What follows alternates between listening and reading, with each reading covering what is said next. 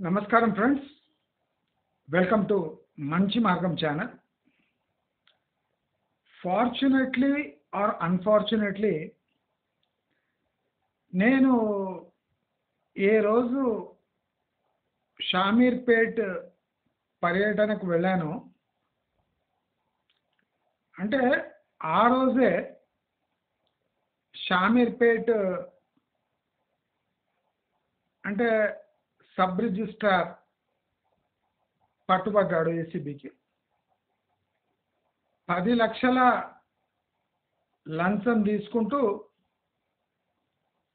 పట్టుబడ్డాడు. Total ఆయన అడిగిన లంచం 40 లక్షలు అనుకుంటా. దాంట్లో 10 లక్షల క్యాష్, మిగతాది చెక్ రూపంలో తీసుకోవడానికి కూడా అగ్రి అయ్యాడు. నేను ఈ చిన్న ఎగ్జాంపుల్ ఎందుకు ఇస్తున్నా అంటే అక్కడ ఒక 28 ఎకర్స్ అగ్రికల్చర్ ల్యాండ్ ఒక ఫార్మర్కి తన ల్యాండే రికార్డులో ఎక్కియాలంటే వాళ్ళు అంత డిమాండ్ చేశారు. అంటే మీరు ఒక high rise project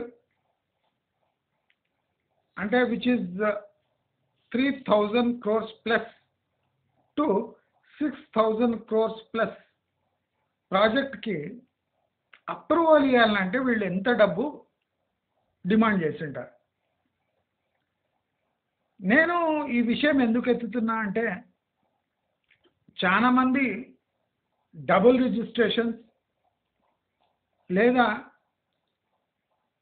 land disputes ఉన్న ల్యాండ్లో ఇష్టపడరు ఇన్వెస్ట్ చేయడానికి.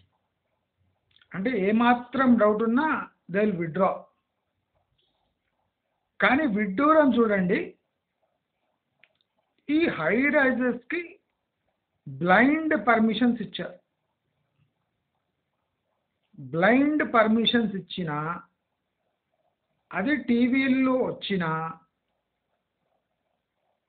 కొనేవాళ్ళు అసలు వీళ్ళు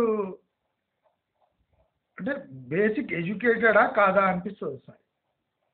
మోస్ట్లీ సాఫ్ట్వేర్ వాళ్ళే. ఒక 900 SFT ప్రాపర్టీ 60 to 70 lakhs పెట్టడానికి రెడీ అవుతున్నారు అంటేనే there is some problem with their basic education and thinking standards. అంటే దేవుడు దయ వల్ల ఆ సాఫ్ట్వేర్లో కొనసాగుతున్నారు, కానీ వీళ్లకు అసలు డబ్బు ఎక్కడ ఇన్వెస్ట్ చేయాలి అనే బేసిక్ కామన్ సెన్స్ కూడా లేకుండా పోతుంది.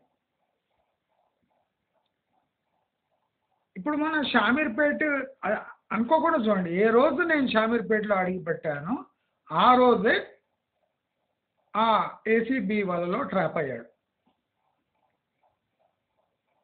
ఇలాంటివి ఎన్ని జరిగి ఉండొచ్చు అక్కడ. అంటే లీగల్ కానివ్వండి, ఇల్లీగల్ కానివ్వండి, ప్రభుత్వ భూములు ఎన్ని కబ్జా అయి ఉండొచ్చు.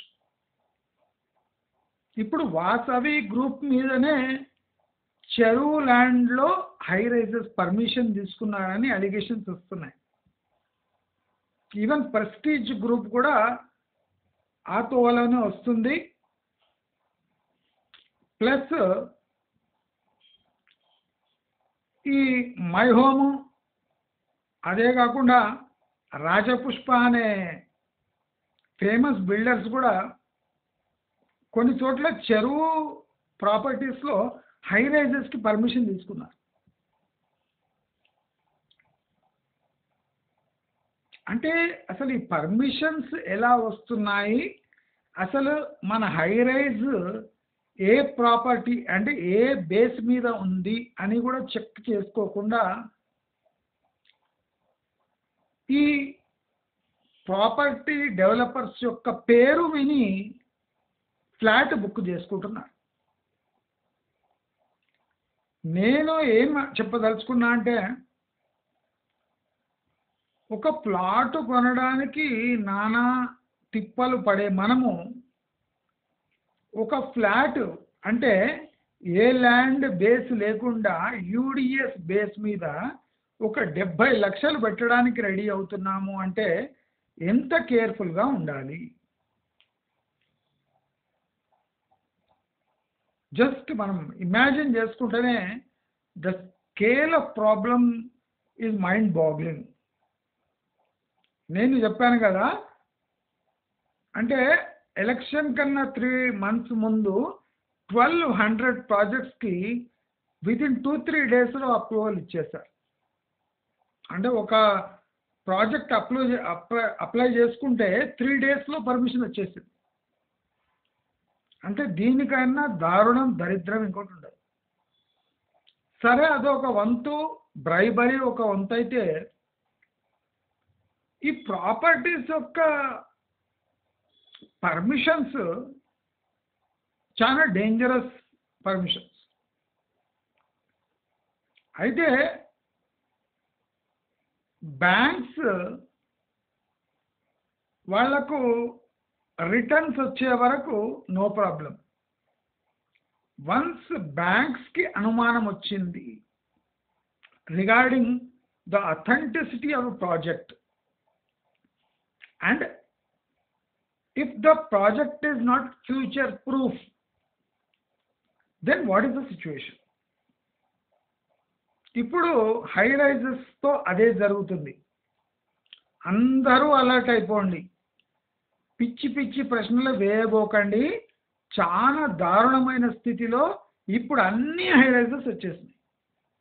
ఈవెన్ నన్ను కొంతమంది అడుగుతున్నారు, అంటే ఈ ఇంత కాంప్లికేటెడ్ ఇల్లీగల్ అప్రూవల్ ఉన్న హై రైజెస్కి బ్యాంక్స్ ఎట్లా లోన్స్ ఇస్తున్నాయి?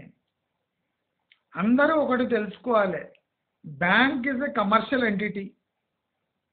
వాళ్ళు రిస్క్ తీసుకుంటారు.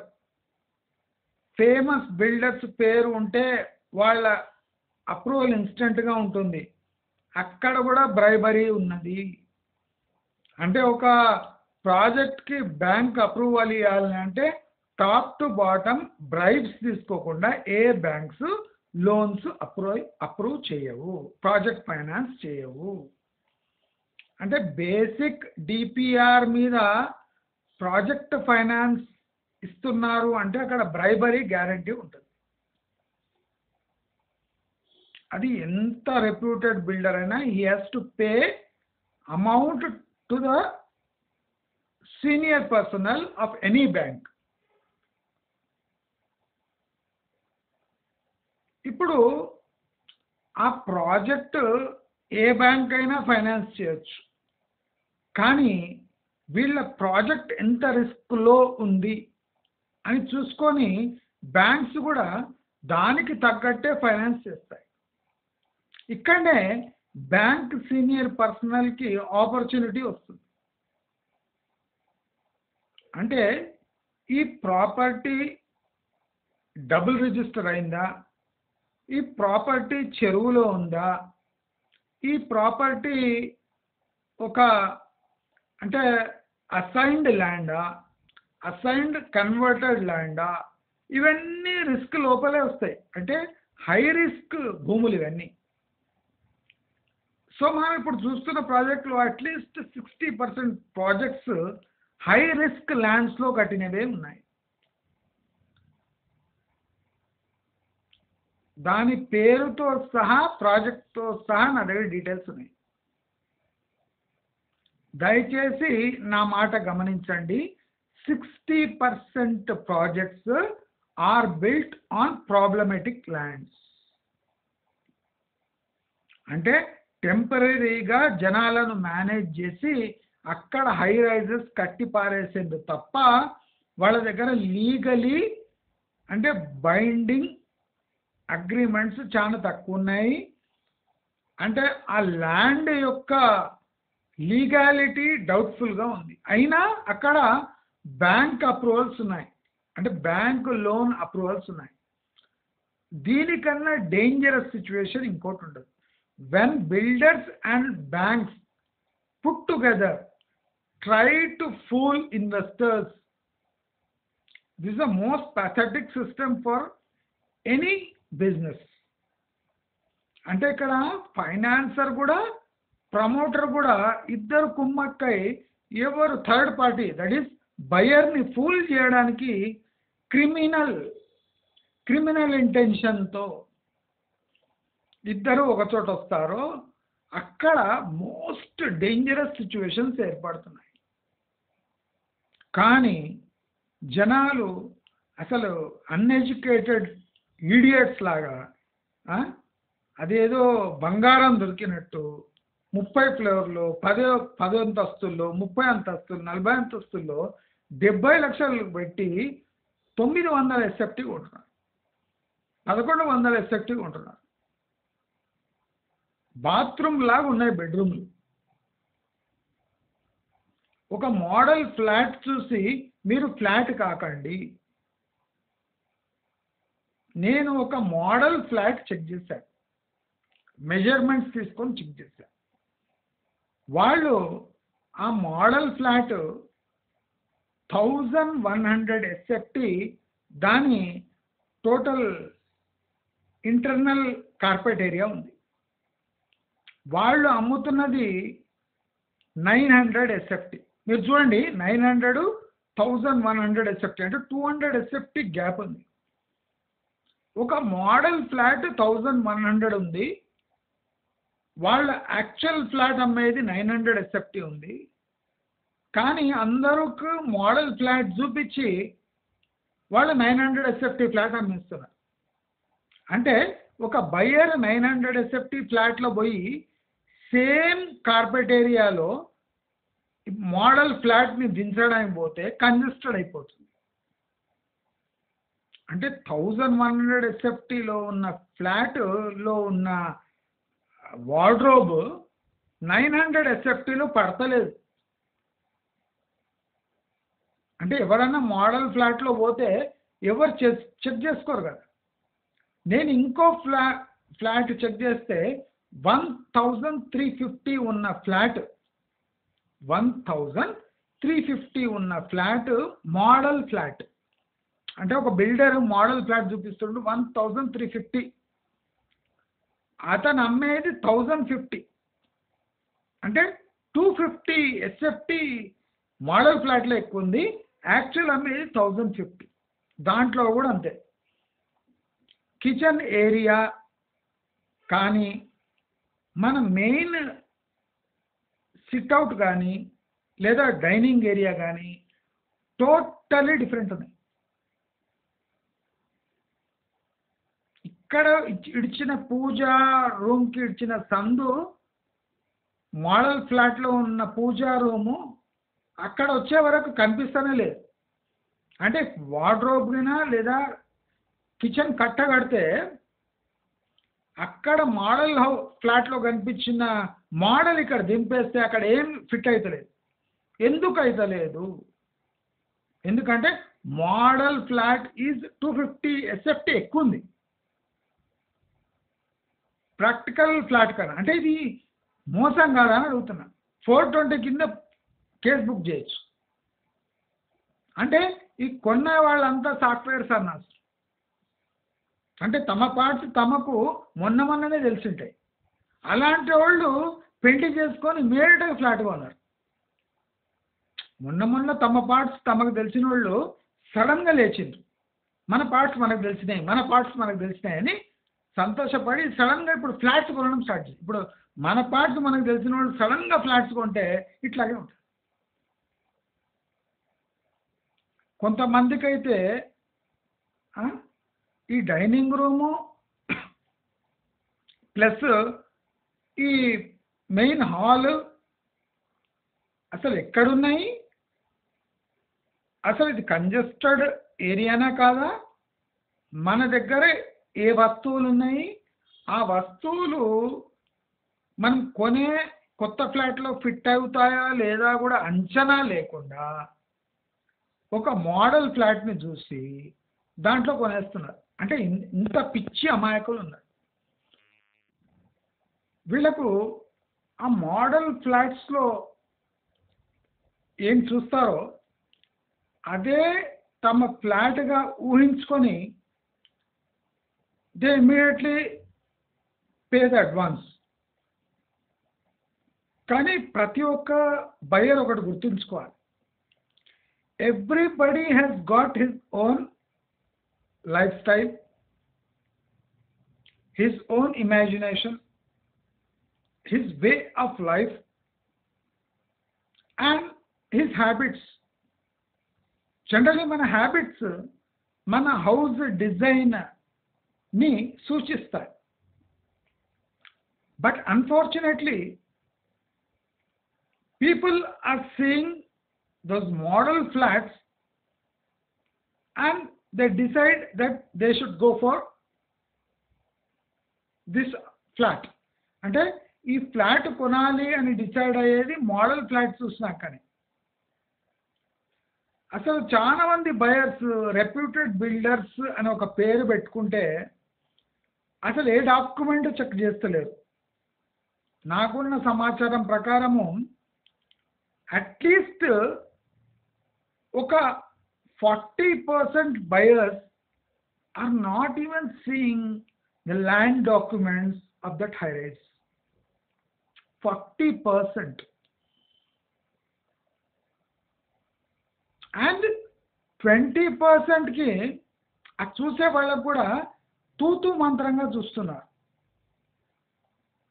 అంటే యాక్చువల్ ఏరియా ఎంత, మా బిల్డింగ్ ఎక్కడ వస్తుంది, ఈ ల్యాండ్ ఎక్కడి నుంచి తీసుకున్నారు, ఇట్లా బేసిక్ థింగ్స్ చూస్తున్నారు. కానీ అసలు అప్రూవల్స్, ఈ లింక్ డాక్యుమెంట్స్, ప్లస్ ఇది ఫస్ట్ ఈ ల్యాండ్ ఎక్కడ ఉండే, ఎవరి దగ్గర నుంచి పర్చేజ్ చేసిండ్రు, అంటే ఇటువంటి డీటెయిల్స్ ఏం చూస్తలేరు. 40% అయితే they are not looking in to land documents. ఆ బిల్డర్ పేరు చూడడం, బై చేయడం. అయితే రీసెంట్గా జరిగిన ఇన్సిడెంట్స్ ఆర్బీఐ చెవిలో పడ్డాయి. సో ఇప్పుడు ఆర్బీఐ బ్యాంక్స్ని టైట్ చేసేసింది. ఇప్పుడు మీరు నమ్ముతారో లేదో, various public sector and private sector banks mind boggling 8 lakh crores రిస్క్లో ఉన్నాయి. 8 లక్షల కోట్లు. అంటే ఇప్పుడు ongoing projects and approved projects పై 8 లక్షల కోట్ల డిఫాల్ట్ డేంజర్ ఉంది, only in and around Hyderabad. 8 లక్షల కోట్లు. 8 lakh crores are at risk because these projects have been approved inappropriately by the inappropriate authorities. అంటే ఇది the scale of danger, the scale of default. అదే కాకుండా ఇప్పుడు సాఫ్ట్వేర్ జాబ్స్ కొత్త recruitments లేవు, campus placements లేవు. So you can imagine the fate of software industry. అంత బ్లైండ్గా పోకండి. ప్రతి ఒక్కరూ గచ్చిబౌలి నుంచి అక్కడ డిస్టెన్స్ ఎంత ఉంది అని లెక్కేసుకుంటున్నారు. అసలు ఉన్న జాబ్ ఉంటుందా లేదా అని లెక్కేసుకుంటలేరు. గచ్చిబౌలి ఒక 10-20 కిలోమీటర్స్ రేడియస్ రెసిడెంట్స్ని ఫీడ్ చేస్తుందా? ఒక నానక్రామ్ కూడా ఒక 10 కిలోమీటర్స్ రేడియస్ రెసిడెంట్స్ అంతా ఫీడ్ చేస్తుందా? ఒక Infosys, Microsoft, 2-3 financial corporations 5-10 kilometres ఉన్న రెసిడెంట్స్ అంతా ఫీడ్ చేస్తుందా? అంటే what is the logic behind this what you call irresponsible growth? అంటే ఏ లాజిక్ లేకుండా గ్రో కావడం, ఏ లాజిక్ లేకుండా కొనేయడం. ఆ 900-950 ఎస్ఎఫ్టీ ఫ్లాట్ 30 floors పైన నువ్వు 70 lakhs 80 lakhs ఎందుకు పెడుతున్నావు? దీంట్లో చాలా అమాయకులు నార్త్ ఇండియన్స్ ఉన్నారు. వాళ్ళు ఆ హై రైజెస్ చూసి ఆశ్చర్యపోతున్నారు. మ్యాన్హాటన్లో ఉన్నట్టు ఫీల్ అవుతున్నారు. కానీ వాళ్ళకి తెలియదు సన్నాసులు, హైదరాబాదు మ్యాన్హాటన్ ఇప్పుడు కాదు. బిల్డింగ్స్ చూస్తే అది మ్యాన్హాటన్ అయిపోదు. ఫైనాన్షియల్ క్యాపిటల్, ఇండియాకే ఫైనాన్షియల్ క్యాపిటల్ కానప్పుడు అది మ్యాన్హాటన్ కానీ న్యూయార్క్ కానీ ఇతర పాశ్చాత్య అంటే అమెరికన్ సిటీస్తో ఎలా పోలుస్తారు?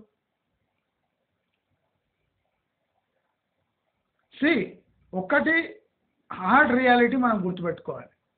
సాఫ్ట్వేర్ పని ఆల్మోస్ట్ అంటే మనము దాని మధ్య దశ అనుకోవాలి. అంటే ఫాల్ అవుతున్న మధ్య దశలో సాఫ్ట్వేర్ ఉంది. అంటే because of new technologies and saturated software platforms and saturated industrial growth, ఈ సాఫ్ట్వేర్కి డిమాండ్ పడిపోతుంది. ఇప్పుడు ఇండస్ట్రియల్ గ్రోత్కు సాఫ్ట్వేర్ గ్రోత్కు లింక్ ఉంది. When industrial growth slows down, naturally it will have a adverse effect on software sector. ఇది logic, basic logic. ఇప్పుడు చూడండి, మీరే observe చేయండి, నేను చెప్పేది కాదు. నేను ఎప్పుడు రియల్ ఎస్టేట్ గురించి నెగటివ్, హై రైజెస్ గురించి నెగటివ్ రివ్యూస్ ఇస్తున్నానో మీరు అన్ని రియల్ ఎస్టేట్ ఛానల్స్ చూడండి, వాళ్ళు కూడా ఆ నెగటివ్. మొన్నటి వరకు హై రైజెస్ని మన లైఫ్ స్టైల్ అని చెప్పే సేమ్ ఈడియట్స్ ఇవాళ హై రైజెస్లో రిస్క్ ఉంది అంటే ఎంత ప్రమాదకరంగా ఈ సైట్స్ మారాయో, ఈ యూట్యూబ్ ఛానల్స్ మారాయో చూడండి. అంటే వాళ్ళ నోటికి ఏది వస్తే అది వాగుతారు. నేను నా ఛానల్లో కన్సిస్టెంట్గా నెగటివ్గా ఉన్నాను. అరాకొరా 2-3 చోట్ల నేను పాజిటివ్గా మాట్లాడాను తప్ప నేను ఆల్మోస్ట్ ఆల్ కన్సిస్టెంట్గా నెగటివ్గా ఉన్నా. కానీ వాళ్ళు అటైతే అటు, ఇటైతే ఇటు, 2 చోట్ల మాట్లాడితే ఒక ఇన్వెస్టర్ ఎవరిని నమ్మాలి అనే ఇంగిత జ్ఞానము, దయా దాక్షిణ్యం లేకుండా రికమెండ్ చేస్తున్నారు. ఫస్ట్ ఏం చెప్పారు, హై రైజెస్ అంటే ఇవాళ రేపు సొసైటీ అలా అయిపోయిందండి, అందరూ రేపు ఉండేది హై రైజ్లోనే, స్కై స్క్రేపర్స్లోనే అన్నారు. సడన్గా యూటర్న్ తీసుకొని ఇప్పుడు హై రైజెస్లో ఉన్న రిస్క్ గురించి వల్లేస్తున్నారు. అంటే ఇది యూటర్న్, పాలిటిక్స్ అయిపోయింది యూట్యూబ్ అంటే పాలిటిక్స్ లాగా అయిపోయింది. ఎప్పుడంటే అప్పుడు యూటర్న్. అలాంటి ఛానళ్ళని చెప్పు తీసుకొని కొట్టాలి. Because they are influencing innocent people with the wrong info. వాళ్ళు అప్డేట్ లేక సన్నాసుల్లాగా అనవసరంగా పాజిటివ్గా ఉండి జనాలను ఇరికిచ్చే చోట ఇరికిచ్చేసి ఇప్పుడు దారి లేక గత్యంతరం లేక నెగటివ్ ఫీడ్బ్యాక్ అందుకున్నారు. ఇది మంచి మార్గం విజయం. మంచి మార్గం ఛానల్ ఒకటే పంతాయించుకుంది, సబ్స్క్రైబర్స్ ఇన్వెస్టర్ చెంతన నిలిచిన ఛానల్ మంచి మార్గం ఛానల్ మాత్రమే. కన్సిస్టెంట్గా వద్దు అనే పంతాయించుకొని ఇప్పుడు కూడా వద్దు. ఎందుకు వద్దు అని కూడా రీజన్ చెప్పాను. నేను చాలా హై రైజెస్ రివ్యూ ఇచ్చాను, వాళ్ళకు వచ్చే లాభం కూడా మీకు చెప్పేస్తాను. సో దట్ ఆ లాభం ఎలా వస్తుంది అంటే మీ దగ్గర డబ్బు గుంజి వాళ్ళు అంత లాభపడుతున్నారు. మీకేమిస్తున్నారంటే చిప్ప. ఇప్పుడు ఆర్బీఐ మేలుకొని టోటల్ వాల్యుయేషన్స్ ఇస్తే 8 లక్షల కోట్ల టోపీ బ్యాంకులపై పడనుంది. సో ఇప్పుడున్న గవర్నమెంట్ కూడా నెగటివ్ వ్యూ ఉంది కనుక బ్యాంక్స్ కూడా సడన్గా యూటర్న్ తీసుకొని ఇప్పుడు నెగటివ్ అయిపోయాయి. అంటే ఏ కొత్త ప్రాజెక్ట్కి అంత ఈజీగా లోన్స్ రావు, ప్రాజెక్ట్ లోన్స్ రావు. అప్రూవ్ అయిన ప్రాజెక్ట్స్ కూడా ఇప్పుడు రెరాకు వాల్యూ లేదు. ఇవి బ్యాంక్స్ కూడా గుర్తించాయి, గుర్తించాలి. హెచ్ఎండిఏ అప్రూవల్స్కి వాల్యూ లేదు, రెరాకు అసలే వాల్యూ లేదు. నేను ఒక లెటర్ రాయబోతున్నాను. ఈ మన లోకల్ రెరాకు కాదు, సెంట్రల్ గవర్నమెంట్కి నేను లెటర్ రాయబోతున్నాను. అసలు ఇక్కడ విచ్చలవిడిగా ఇచ్చిన రెరా అప్రూవల్స్ మొత్తము వాళ్ళు రివ్యూ చేయాలి. దాని రెస్పాన్స్ ఎలా ఉంటుందో నాకు తెలియదు, కానీ I'm going to right a scorching letter on how RERA approvals were given within 1 or 2 days without even looking at a project. అంత దారుణాలు జరిగినాయి రియల్ ఎస్టేట్. మనము సిగ్గులు శరం వదిలేసి ఇల్లిటరేట్ ఈడియట్స్ లాగా ఫ్లాట్ డిజైన్ చూసి, డ్రోన్ వ్యూస్ చూసి, ఒక ప్రాజెక్ట్స్లో ఇన్వెస్ట్ చేసేవాళ్ళు కోకొల్లున్నారు డ్రోన్ వ్యూస్ చూసి. నీవు ఉండేది ఫ్లాట్లో, డ్రోన్ వ్యూ చూసి ఫ్లాట్ ఎట్లా కొంటావు? అంటే they are impressed by the drone views అట. అంటే ఎడ్యుకేటెడ్ ఈడియట్స్ ప్రతి గల్లీలో ఉన్నారు ఇప్పుడు, ఎస్పెషలీ సాఫ్ట్వేర్ సెక్టర్లో. నేను ఒకసారి అనుకుంటా, ఒక సాఫ్ట్వేర్ పెద్ద కంపెనీకి పోయి అక్కడ వాళ్ళ కండ్ల ముందే వాళ్ళ ఎంప్లాయీస్ని ఈడియట్స్ అని ప్రూవ్ చేయాలి. అవి ఎంత ఈడియట్స్ అని ప్రూవ్ చేయాలంటే ఇంకా వాళ్ళ జాబ్లో ఉంచుకోవద్దు. అంటే లాజిక్లెస్, సెన్స్లెస్ ఈడియట్స్ సాఫ్ట్వేర్ సెక్టర్లో ఫుల్ నిండి ఉన్నారు. అంటే నేను అందరినీ తప్పు పడతలేదు, సాఫ్ట్వేర్ వాళ్ళు మ్యాక్సిమం అట్లా ఉన్నారు. అంటే ఇంప్రాక్టికల్, లైఫ్ అంటే ఏం తెలియదు, ఫైనాన్స్ హ్యాండిల్ చేయరాదు, ఒక ప్రాజెక్ట్ సింపుల్ వాల్యుయేషన్ వేయడానికి రాదు, ఎవాల్యుయేట్ చేయడానికి రాదు, ఈవెన్ ఎంక్వైరీ చేయడానికి కూడా స్కిల్ సెట్స్ లేవు సన్నాసుల దగ్గర. మరి సాఫ్ట్వేర్ ఇది రియల్ ఎస్టేట్ ఎందుకు గ్రో కాదు? రియల్ ఎస్టేట్లో ఉన్న వాళ్ళే చదువుకొని సన్నాసులు, అక్కడ కొనేవాళ్ళు చదువుకున్న సన్నాసులు, చదువుకోని సన్నాసులు, చదువుకున్న సన్నాసులు కలిపి సన్నాసులు కొంపలాగా రియల్ ఎస్టేట్ని మార్చేశారు. దీనికన్నా దారుణం ఉండదు. ఇప్పుడు 8 లక్షల కోట్ల రిస్క్ బ్యాంక్స్ పై పడ్డది. ఇప్పుడు వాళ్ళు గజ గజ ఉనికిపోతున్నారు. ఎన్ని ప్రాజెక్ట్స్ ఇల్లీగల్ ఆక్యుపై అయిన ల్యాండ్స్ పై కట్టారు, అసలు రెరా అప్రూవల్ ఎట్లొచ్చింది, అసలు ఈ ప్రాజెక్టే లోపభూయిష్టంగా ఉంటే హెచ్ఎండిఏ అప్రూవల్ ఎట్లొచ్చింది, మున్సిపల్ అప్రూవల్ ఎట్లొచ్చింది, అసలు ఎన్వైర్మెంటల్ క్లియరెన్స్ ఎట్లొచ్చింది అని డీప్గా స్టడీ చేస్తున్నాయి ఇప్పుడు బ్యాంక్స్. మీరు ఇది నోట్ చేసుకోండి, ఇప్పుడు బ్యాంక్స్ ఈ విషయంలో డీప్ స్టడీ చేస్తున్నాయి. 8 లక్షల కోట్ల రూపాయల రిస్క్ అసెస్మెంట్ అయినాక ఇప్పుడు బ్యాంక్స్ మేలుకుంటున్నాయి. కానీ మన సెన్స్లెస్ ఈడియట్స్ ఇంకా ఫ్లాట్స్లోనే తమ వాల్యుబుల్ మనీని ఇన్వెస్ట్ చేయడానికి వెనక ముందు అవ్వకుండా పిచ్చి సన్నాసి, వెర్రి సన్నాసుల్లాగా పోయి కొనేస్తున్నాడు. వీళ్ళని ఏమనాలి? కొంతమందికి తెలుగు అర్థం కాదు, కొంతమందికి ఇంగ్లీష్ అర్థం కాదు.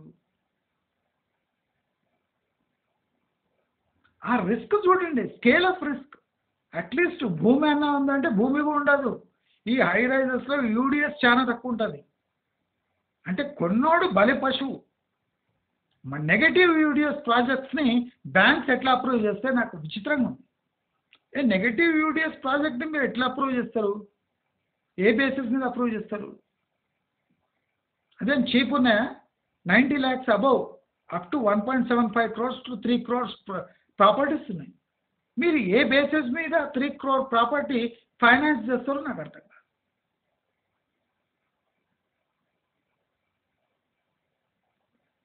అసలు ప్రాజెక్టు లోన్ ఎట్లా వస్తుంది? ఏ బేసిస్ మీద ఇస్తున్నారు? ల్యాండ్ వాల్యుయేషన్ మీద ఇస్తున్నారా? బిల్డర్ అంటే ఆయన అంటే ఏదైనా సెక్యూరిటీగా చూసి ఏమన్నా ఇస్తున్నారా? లేదా టోటల్ స్ట్రక్చర్నే మీరు వాల్యుయేషన్ ఇస్తున్నారా? ఆశ్చర్యకరంగా ఉంది. ఒకవైపు రెరా ఒక ఇర్రెస్పాన్సిబుల్ అప్రూవల్స్, హెచ్ఎండిఏలో full scale corruption, second registration ఆఫీస్లో ఫుల్ స్కేల్ కరప్షన్, అదే కాకుండా ఈ బిల్డింగ్ క్వాలిటీ అసెస్ చేసే సాధనాలే లేవు, అదే కాకుండా బ్యాంక్ ఫైనాన్స్. అంటే ఒక 5-6 అథారిటీలు కలిపి కుమ్మక్కై ఈ నార్మల్ ఇన్వెస్టర్స్ అంటే రక్తం పీల్చడానికి కూడా వెనకాడతలేదు. దయచేసి ఇవన్నీ గమనించండి. ఎప్పుడు మంచి మార్గం చెప్తుందో దాని తర్వాత 2 months మీ ముఖం మీద ఇదే న్యూస్ వస్తుంది. మీకు తెలిసిన వాళ్ళకందరికీ ప్రచారం చేయండి, బాబు హై రైజెస్లో కొనకండి కొనకండి కొనకండి. మీ దగ్గరి బంధువులకు కూడా చెప్పండి. రేపు జరిగే పరిణామాలు భయంకరంగా ఉంటాయి. హై రైజెస్లో నేను చెప్తున్నా, స్టాండ్ అలోన్ అపార్ట్మెంట్స్ గురించి నేను మాట్లాడుతున్నాను. I'm talking about high rises. 100%. ఇప్పుడు మీరు అన్ని ఛానల్స్ ఇప్పుడు నెగటివ్ ప్రచారం ఎట్లా స్టార్ట్ చేస్తాయో అట్లనే రేపు నేను చెప్పిన ఇష్యూస్ రాకపోతే నా పేరు నా ఛానల్ పేరు మంచి మార్గమే కాదు, తీసేస్తారు. రేపు రాబోయే జడ్జిమెంట్స్, రేపు రాబోయే అప్రూవల్స్ భయంకరంగా ఉంటున్నాయి. పాలసీ షిఫ్ట్స్ భయంకరంగా ఉంటుంది. అప్రూవల్స్ మొత్తం స్క్వాష్ చేసేసి ఇల్లీగల్ అప్రూవల్స్ అని ఆ టోటల్ ప్రాజెక్టే మొత్తం అంటే రైట్ ఆఫ్ చేయడానికి వాళ్ళు ప్లాన్ వేస్తున్నారు. ఇలాంటి సమయంలో మీరు ప్రీ లాంచెస్లో పెట్టడానికి ముందొస్తున్నారు అంటే మీలాంటి ఇల్లిటరేట్ బగ్గర్స్ ఎవరు లేరు, సన్నాసులు, చదువుకున్న చవటలు. ఇంకేమైనా తిట్టాలంటే తిట్టగలరు, కానీ నాకు పోయేది ఏం లేదు, నాకు వచ్చేది ఏం లేదు. నా తిట్ల వల్ల మీరు ఆగిపోతే మీకు కోట్లు మిగులుతాయి. ఎందుకంటే మంచిగా చెప్తే ఇంటలేరు మీరు. దయచేసి గమనించండి. నేను ఇంకో మాట చెప్పదలుచుకున్నా, మీకు నా తెలుగు వర్షన్ అర్థం కాకపోతే నేను నా ఇంకో ఛానల్స్ ఉన్నాయి.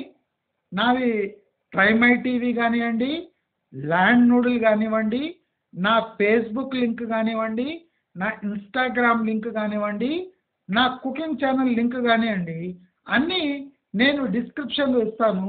మీకు కావలిస్తే అక్కడ పోయి మీరు అక్కడ సబ్స్క్రైబ్ చేసుకోండి, లేదా ఫ్రెండ్ రిక్వెస్ట్ పంపించండి, లేదా ఇన్స్టాగ్రామ్లో నా ఇన్స్టాగ్రామ్ ఫాలో కాండి. వెన్ యూ స్టార్ట్ ఫాలోయింగ్, నేను అక్కడ ఇంట్రెస్టింగ్ వీడియోస్ ఇస్తాను, ఇంట్రెస్టింగ్ నేను ఐడియాస్ షేర్ చేసుకుంటాను.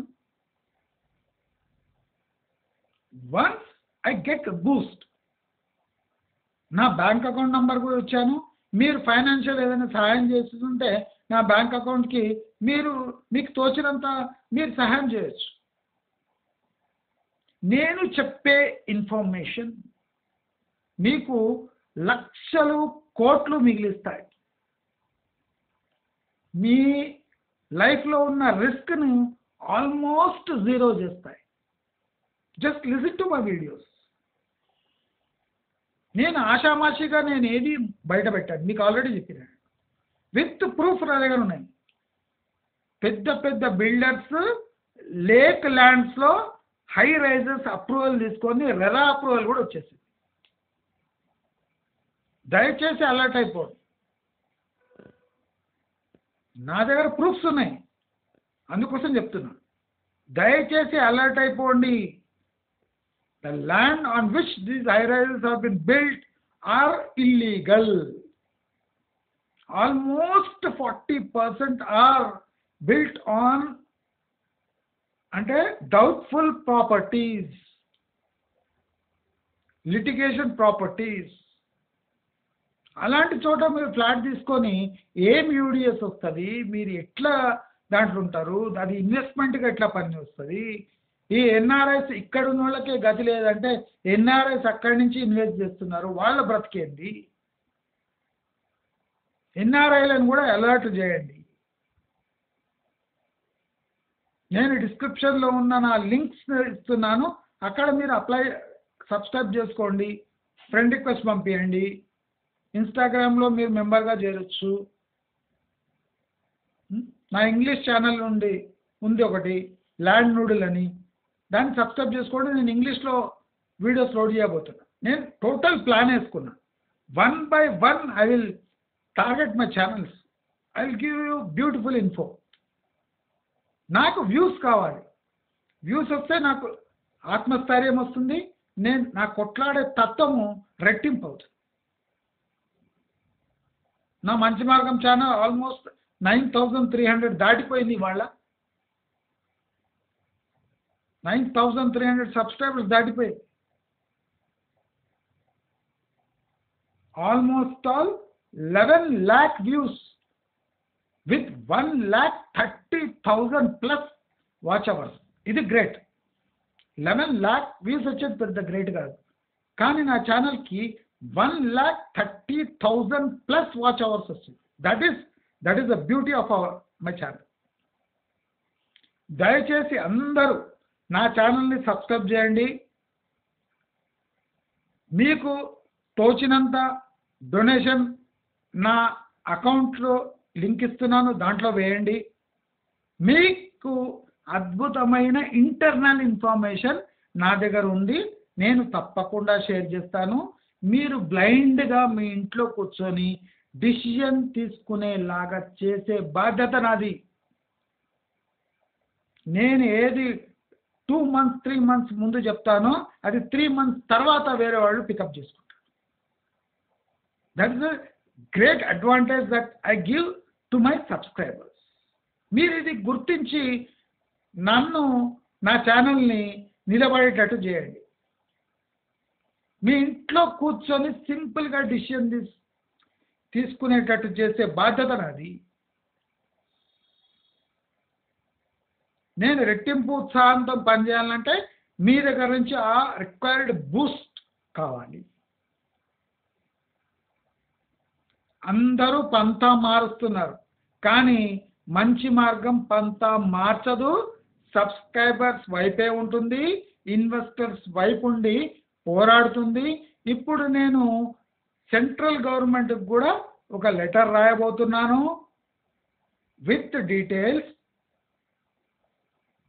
దానివల్ల ఏదైనా చేంజ్ వస్తుందేమో అంటే నాలాంటి వాడు రాస్తే ఏం పెద్ద చేంజ్ రాదు, కానీ నా వంతు, ఎందుకంటే ఆల్రెడీ నేను ఒక 2 కంపెనీల కొంపలు ముంచాను కనుక నేను ధైర్యంగా చెప్పగలను. నేను ఎస్బీఐ హైదరాబాద్ ఎస్బీహెచ్నే తల వంచేటట్టు చేశాను కనుక నాకు ఆ కాన్ఫిడెన్స్ ఉంది. నా లెటర్స్, నా వీడియోస్ ఎక్కడ చేరాలనో అక్కడ చేరుతున్నాయి. నేను ఎక్కడెక్కడనో షేర్ చేస్తున్నాను ఆ వీడియోస్ని. ఆ వీడియోస్ ఎవరెవరో చూస్తున్నారు. మీరు నా ఛానల్ని తొక్క ఛానల్ అనుకునే వాళ్లకు నేను ఒక మాట చెప్పదలుచుకున్నాను. నా ఛానల్స్ చాలా కాంప్లికేటెడ్ రెగ్యులేటరీ అథారిటీస్ దగ్గర నా ఛానల్ వీడియోస్ ఉన్నాయి.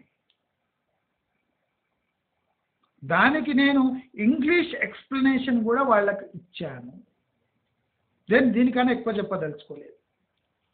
నా తెలుగు వర్జన్ వాళ్ళకు అర్థం కాకపోతే నేను ఇంగ్లీష్లో వాళ్లకు ఈమెయిల్ రూపంలో పంపించాను. ఇది చాలనుకుంటా మీకు అందరికీ. మీ పక్షాన ఫైట్ చేస్తున్న నాకు మీ నుంచి సపోర్ట్ కావాలని నేను కంటిన్యూస్గా చెప్తున్నా.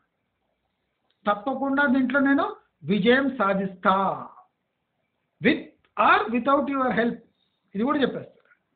హెల్ప్ చేస్తే చాలా మంచిది, లేకున్నా నా ఫైట్ నేను కొనసాగిస్తాను అని చెప్తూ, మీకు నా వీడియోస్ నచ్చినట్టయితే లైక్, షేర్, సబ్స్క్రైబ్ చేసుకోండి. వచ్చే వీడియోలు ధమాకాదార్ వీడియోస్ ఉండబోతున్నాయి, వేచి ఉండండి. నమస్కారం.